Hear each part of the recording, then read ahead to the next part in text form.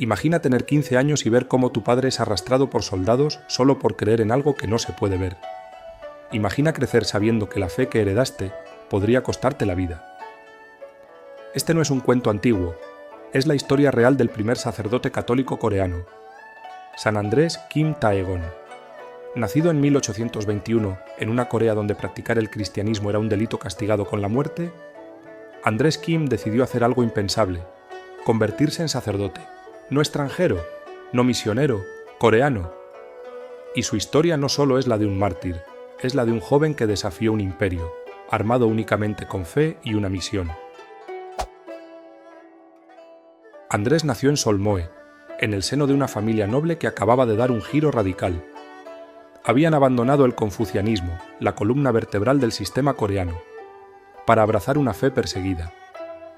Su casa no era solo un hogar, era una iglesia clandestina. Su padre, Ignacio Kim, no se escondía. Catequizaba, bautizaba, creía, y lo pagó con la vida cuando Andrés tenía apenas 18 años. Pero el legado de fe venía de aún más atrás. Su bisabuelo también había muerto en prisión. Era una familia marcada por la cruz. La fe de Andrés no fue una decisión adolescente, fue una herencia viva y peligrosa.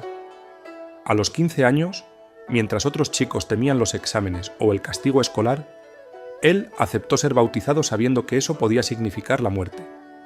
Fue entonces cuando apareció el padre Pierre Maubant, un misionero francés que había logrado entrar al país clandestinamente.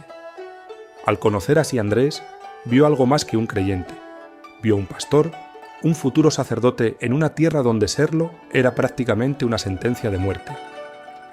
Así comenzó un viaje épico, más de 2000 kilómetros a pie, en barco y con identidades falsas, desde Corea hasta Macao, una colonia portuguesa en China, donde estaba el seminario más cercano. Allí, entre rostros y lenguas extranjeras, Andrés estudió teología y filosofía durante años, preparándose en secreto para volver, sabiendo que regresar sería jugarse la vida. En 1845, en Shanghái, finalmente fue ordenado sacerdote. Tenía apenas 24 años, pero no se quedó en la seguridad del extranjero. Lo primero que hizo como sacerdote fue lo más peligroso de todo, regresar a Corea. Entró al país como un fugitivo junto al obispo Ferreol y otro misionero. Desembarcaron en una isla remota, se ocultaron, cambiaron de rutas y, finalmente, Andrés llegó a casa. Se reencontró con su madre viuda y al día siguiente comenzó a celebrar misas en casas ocultas, a bautizar en la sombra y a formar a los fieles perseguidos. Era joven, era valiente y sabía que el tiempo se le acababa. Por cierto, si te está gustando este vídeo, te invitamos a que te suscribas a nuestro canal para no perderte ninguno de los destinos que visitamos cada semana. Para entender el valor de lo que hizo Andrés Kim, hay que entender el mundo en el que vivía. Corea en el siglo XIX estaba controlada por la dinastía Joseon. Política, cultura y religión giraban en torno al confucianismo, una ideología tan rígida como sagrada. En ese contexto, el cristianismo no era solo una creencia extranjera, era una herejía estatal. El cristianismo llegó a Corea no por misioneros, sino por libros. Eruditos coreanos descubrieron escritos católicos traídos clandestinamente desde China.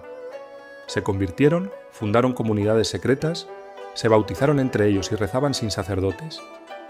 La iglesia coreana nació sin iglesia, pero cuando pidieron ayuda a Roma llegaron los misioneros y con ellos la persecución. Desde 1791 hasta 1866 hubo 5 oleadas de brutal represión. Redadas masivas que se convirtieron en cacerías humanas. Miles fueron encarcelados, torturados o decapitados por negarse a renunciar a su fe. Se estima que entre 8 y 10.000 cristianos fueron asesinados en esas décadas. Su crimen: no participar en los ritos de veneración ancestral, no obedecer al orden confuciano. Aún así, no se extinguieron, se escondieron, celebraban misas en sótanos y convertían hogares en iglesias invisibles. En 1839, durante la persecución Gihae, ejecutaron a 3 misioneros franceses y al padre de Andrés Kim, pero ni eso detuvo a los fieles. En 1845 entraron más misioneros por mar, guiados clandestinamente por el joven Andrés Kim, recién ordenado y dispuesto a morir si hacía falta. La iglesia coreana no nació en templos, nació bajo tierra y creció regada con sangre. Cuando regresó a Corea como sacerdote, Andrés Kim sabía que el tiempo estaba contado. Pero no vino a esconderse.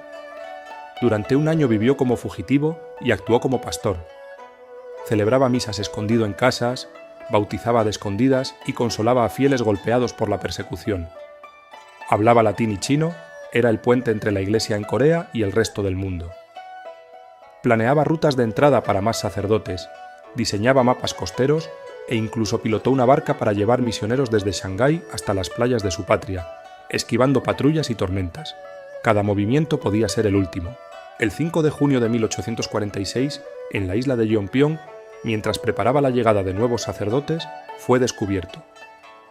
Arrestado, interrogado y torturado, lo trasladaron a la prisión central de Seúl.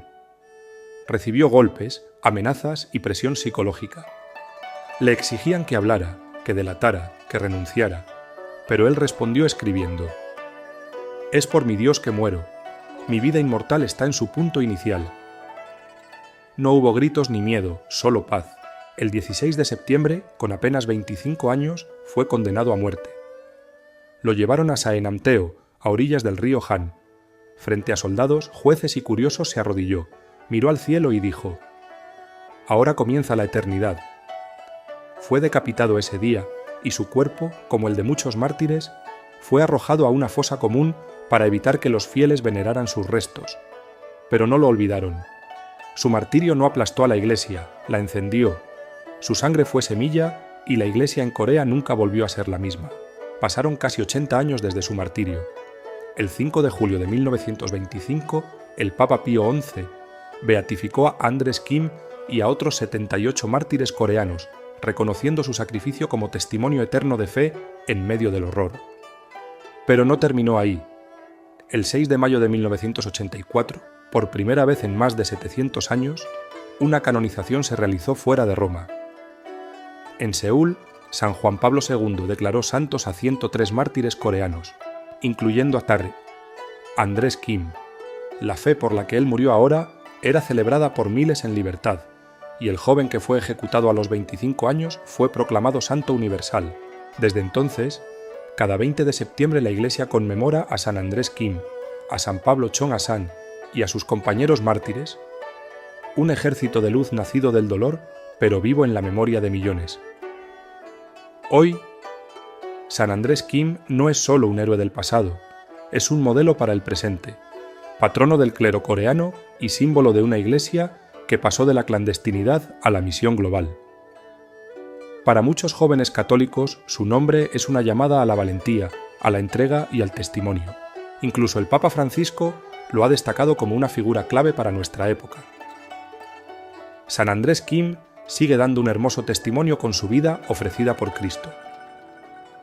En 2021, Corea celebró el bicentenario de su nacimiento con misas, congresos y películas, y mirando hacia el futuro, ha sido propuesto como uno de los santos patronos de la Jornada Mundial de la Juventud 2027, que por primera vez se celebrará en Seúl. De mártir clandestino a símbolo global, de perseguido a patrono de una generación, la historia de San Andrés Kim no ha terminado, apenas comienza.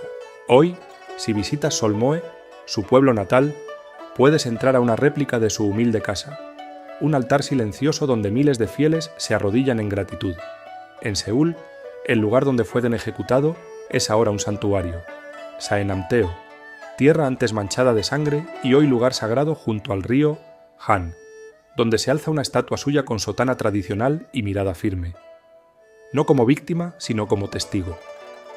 En el Vaticano, en los pasillos de la Basílica de San Pedro, hay una estatua de San Andrés Kim Tae-gon, de 3 metros de alto, tallada en mármol de Carrara e instalada en 2023, la primera representación de un santo coreano en ese lugar.